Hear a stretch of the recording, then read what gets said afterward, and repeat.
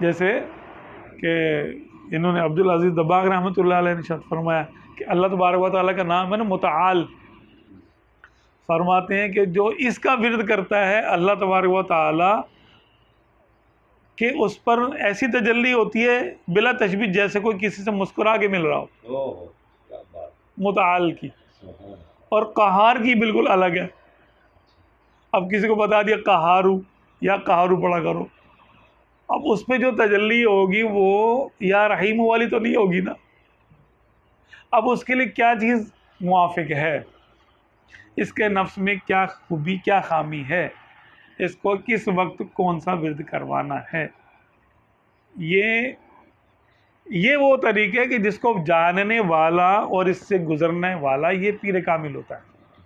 ہاں، اس کو یہی نہیں پتا کہ کیا کروانا ہے اس سے، تو وہ پھر پیر تو نہ ہوا، کیا ہوا پھر وہ؟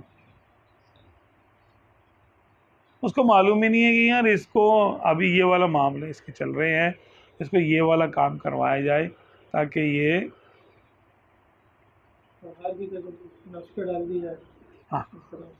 قہار کی تجلی اس کے نفس پہ ڈال دی جائے،